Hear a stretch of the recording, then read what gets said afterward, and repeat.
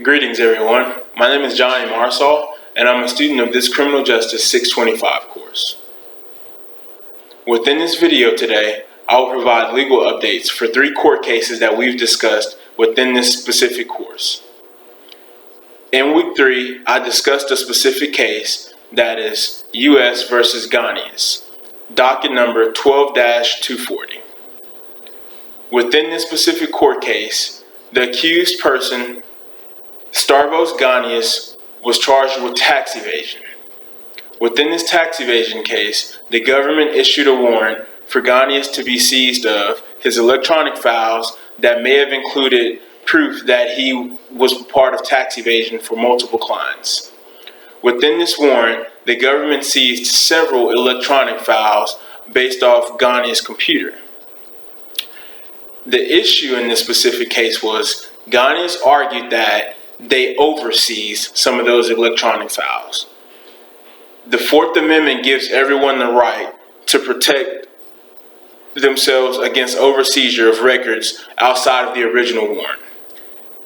Once the government took the original specific items off Ganius' computer, they realized that there were more files on there that could have been used against Ganius.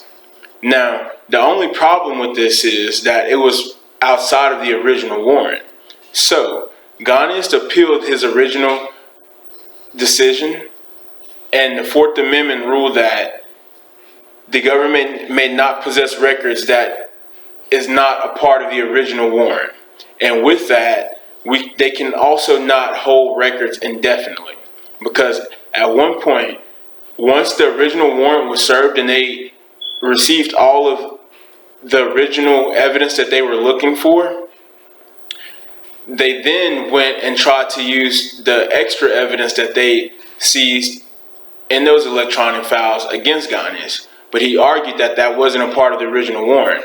And this is very important for professions such as a computer analyst or forensic analyst, because we have to understand what is actually allowed in the courtroom at that point in time, because it becomes invalid if it cannot be used.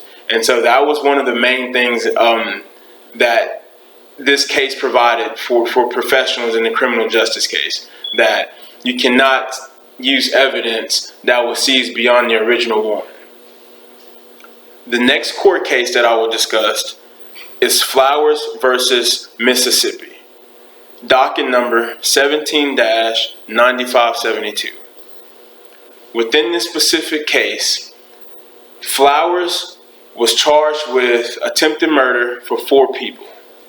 Now, the next thing that happened in this case, he was originally tried 6 times. Within these times, the first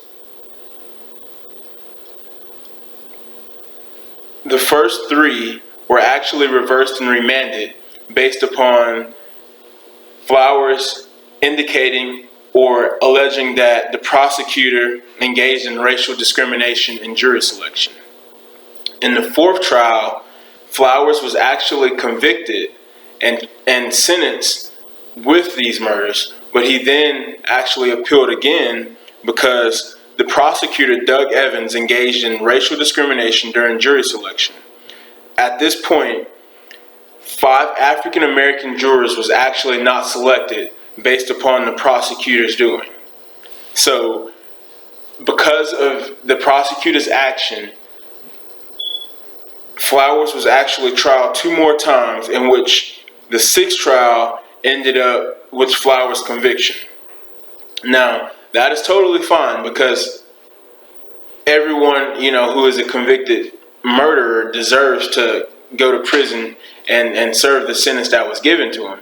However, they are given due process in the fact that the courts found that his 6th and 14th Amendment rights were violated due to discriminatory remarks against the jury selection. And in that case, he could have been presented an unfair trial, regardless of my thoughts or whoever thoughts against his case. And so even though he was, essentially convicted of these murders, it is still up to the criminal justice system, such as prosecutors and judges, to make sure that due process is given to everyone, and specifically when it comes down to jury selection. The last case that I will discuss is the equal opportunity employment versus Abercrombie and Fitch Clothing, docket number 14-86. Okay. A specific young lady had applied to work at Abercrombie. She then went to an interview with her religious headscarf that indicated her religion. And at that point, after the interview, she was not picked for the hiring process. And so the Equal Opportunity Employment sued Abercrombie and Fitch on behalf of this specific young lady, claiming that the company violated Title VII of the Civil Rights Act of 1964, refusing to hire this specific young lady based upon her religious beliefs and making accommodations for her. The district courts voted in favor of the equal opportunity employee. And then Abercrombie and Fitch actually appealed that decision to the 10th Circuit Courts of Appeals. At that point, the U.S. Courts of Appeals voted in favor of Abercrombie and Fitch, saying that the specific young lady had to indicate that she needed an accommodation due to the specific policy that Abercrombie and Fitch had in place. At that point, the equal opportunity employment then escalated or wrote a writ of certiorari to the U.S. Supreme Courts. At that point, the U.S. Supreme Courts voted in favor of EEOC, proving that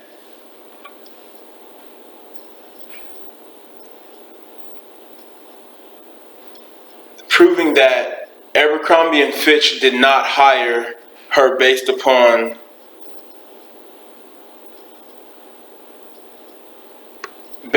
their accommodating factors. And so with that being said, essentially that means that the Supreme Court ruled that Abercrombie and Fitch had still needed to accommodate her, even though she did not indicate that she needed an accommodation. And so with that, all EEOC had to prove was that the hiring decision was based solely on that fact, and not that the specific person had to indicate that she needed an accommodation. And so that is very important also for other people in the criminal justice system, because it sets a precedent that companies, especially big corporations that has an abundant amount of funds, cannot necessarily decline a hiring process to someone based upon them not indicating that they needed some type of accommodation or some type of special treatment.